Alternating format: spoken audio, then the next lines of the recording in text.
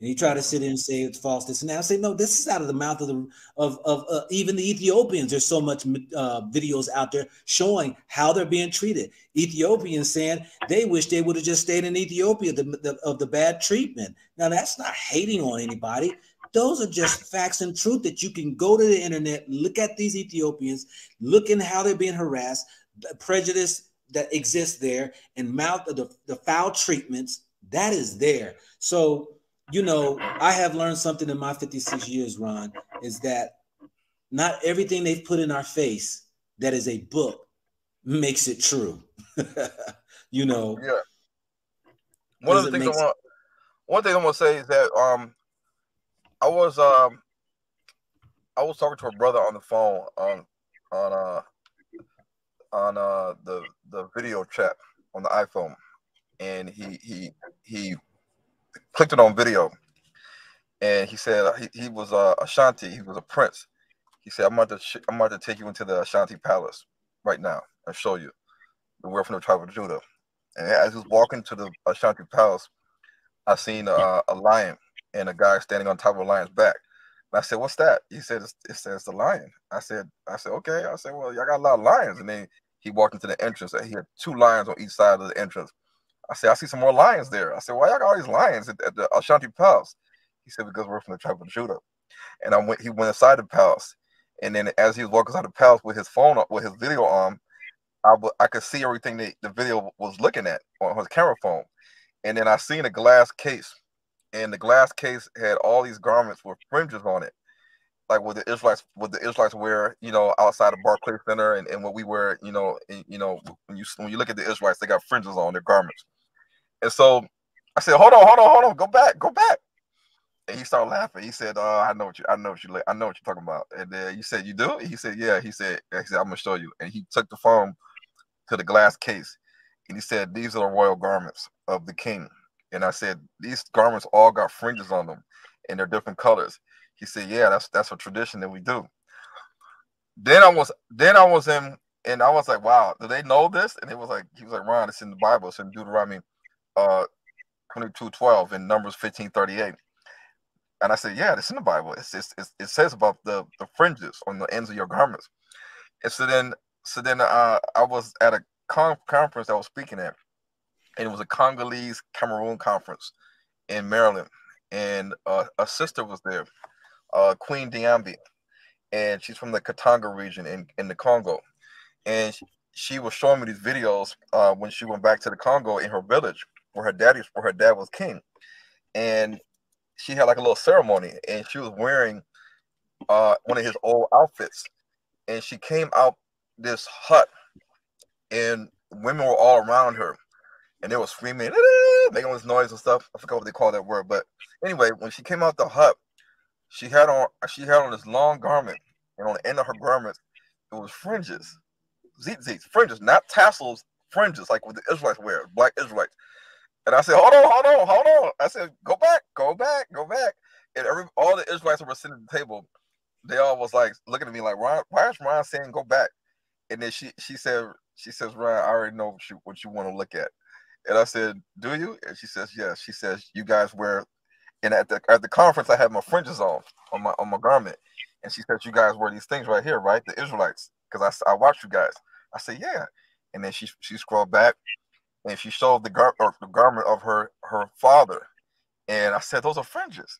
I said, "This is in the Congo, in the village of the Congo, in the Katanga region." I said, "Is this what they do in the Congo?" She says, "Yes, it's one of our customs." And she said, and she winked. She went like this. I said, "Can I have that video?" She said, "I can't give you this video." And then she had a ram's horn. And then she had something else. I said, "Wait a minute, I think that's in the Bible too." And she started smiling. She said, "Ron, it's a lot of stuff that we know in the secrets of Israel in Africa that many people don't know." But he said that you gotta come into the village. You gotta come into Africa, and you'll start to see with your own eyes that all these things that you read in your Bible, we're practicing it right now.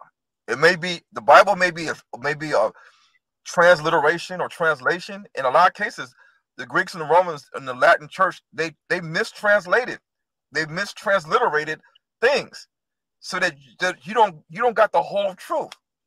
names can be, you can rename places names, and you can rename this. Matthew, Mark, Luke, and John. Yeah, you can say the Red Sea, but then there's really the Nile River. You're like, wait a minute, the Red Sea is over here, the Nile River is over here. You know, we know that the sea of reeds, like the Red Sea is a salty, hot water body. Reeds don't grow in salt water, especially hot salt water. Reeds grows along shores of rivers and lakes, like freshwater banks.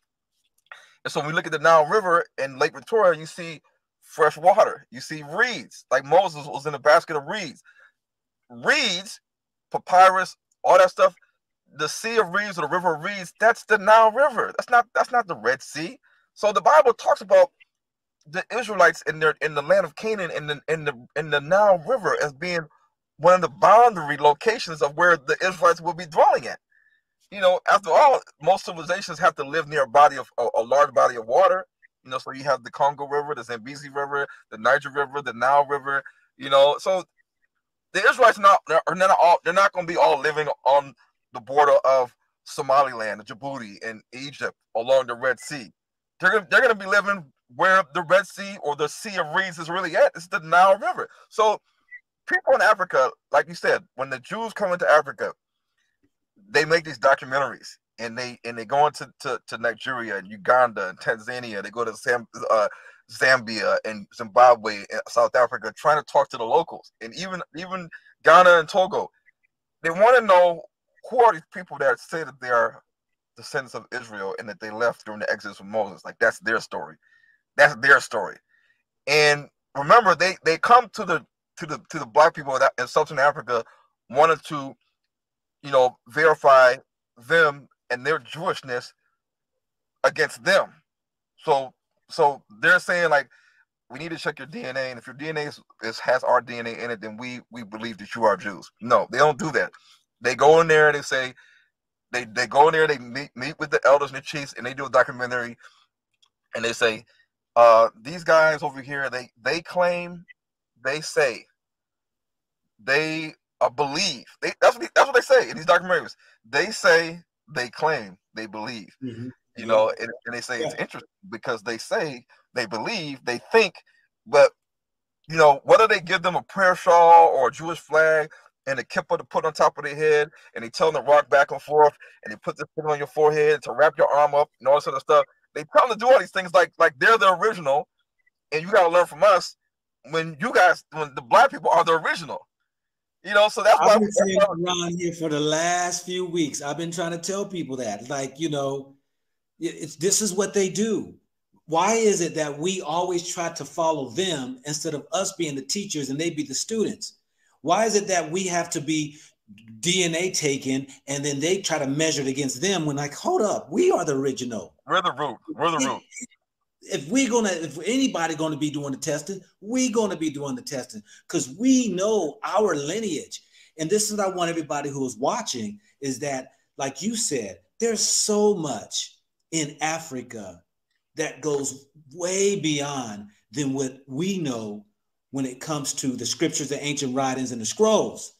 Y'all call it the Bible. But I'm saying that, you know, there is there is connections. There's the piece of the puzzle for us that when so many of us who have either been Christians or part of other type of Catholics or these religions, that they put this white image, they put the white message, and we think that they are the superior, the supreme ones, and that we are just on the outskirts of life and God forgot about us. We are the ones that is talking about.